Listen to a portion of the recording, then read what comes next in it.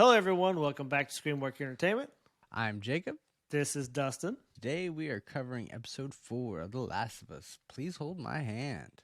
Well, we start this episode with Ellie playing with her gun in front of the mirror, and Joe's getting gas out of the car. And at first, I was like, how does that car have gas in it?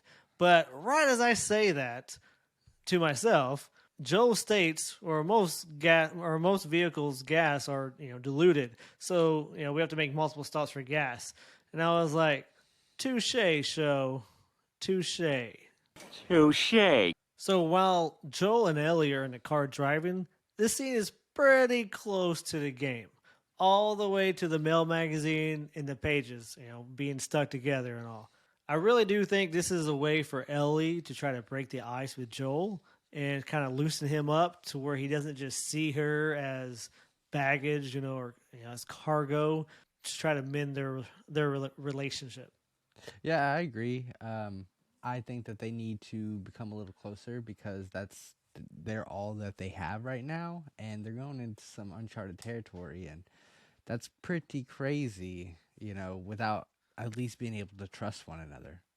Yeah, that world's really hard to just be solo. You really need, help, and that's what Joe's having. He's having a hard time asking for help.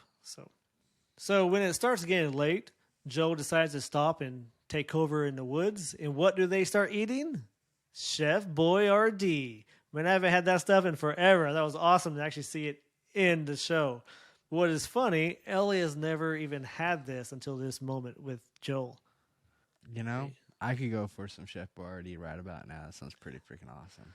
I know. So to see it in the show, I thought it was really cool, and especially it's like a throwback. It really is. Like they could have been eating any canned food, but they chose to put the Chef Boyardee on in here, which I thought was really cool.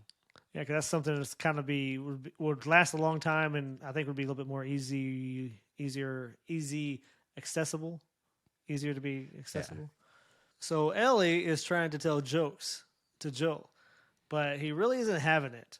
I think the jokes make him think of his daughter, but when they lay down, if you notice, he favors one side over the other. I think it's because of an issue he has with his hearing. But later that night, we see Joel get up. He's kind of like guarding Ellie. So you can kind of see that he's starting to, care about her more than what he was previously. So the trailer for for this episode really had me pumped up. Like, I know this part of the game we're getting into is like really action packed. I have really high hopes for it, and it really didn't let me down either. It had a lot of action, not as much as I would have liked, but it was still a pretty good adaptation of the story from the game. Yeah, I agree. I like how they like in the game, you're going to be fighting 20 plus people. In the show, they keep it a little bit more realistic, which I think that's necessary for the show. One of my favorite scenes is similar to that, where Joel is about to get ambushed, and Ellie thinks that, hey, we should help these people.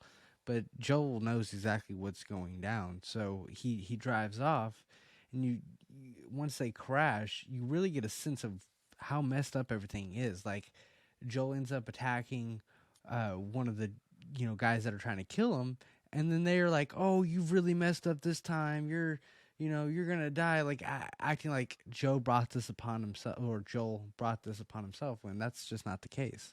Yeah, I did notice in that scene where Ellie is very confused about what's going on, but Joel knows exactly what's going on because he's gone through this before. He's done this before, or Ellie's never seen this. It shows a pretty good contrast of how innocent Ellie is, how she hasn't had to do the things that Joel has had to do to survive.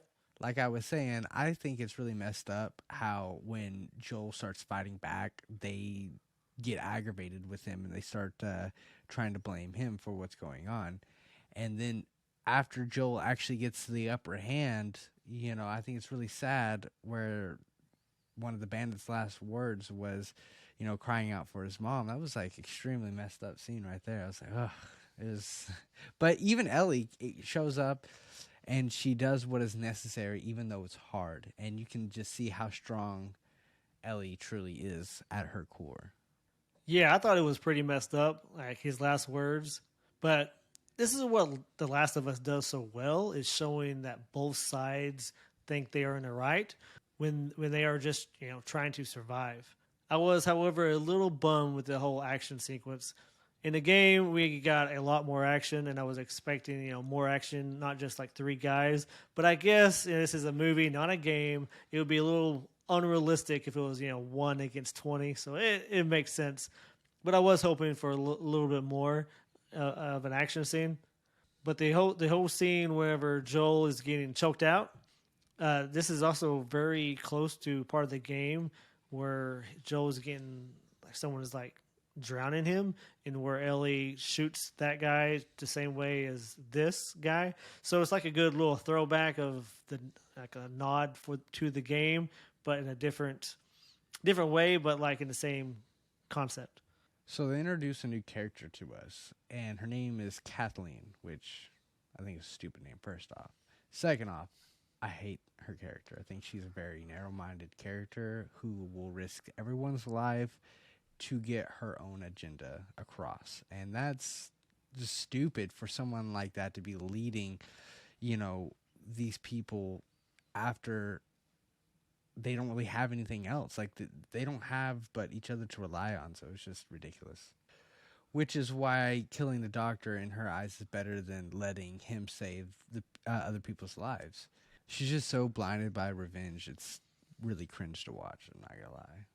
I feel like she'll get what she deserves here soon. It just sucks that a lot of people are going to have to pay the price because of her actions and selfishness. It's pretty wild, but we'll see what's going to happen.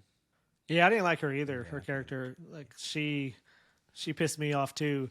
But I know her from like other shows. Yeah. There's one show that she's from that I hated her in, and it's called The Shield. She's in like one of the early season, like one episode. I hated her character in that as well. She's just same way as this, just her whole character.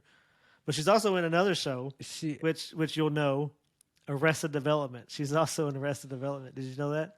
I was gonna say she looks very familiar. Like I've seen her from something.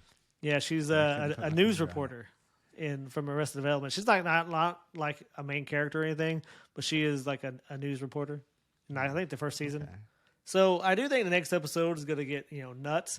We see that thing in the ground bulging outward, and I have a raging clue on what is down in that hole when it finally explodes. My clue's kind of pointing this way. Oh, yeah, no, I've got a total clue.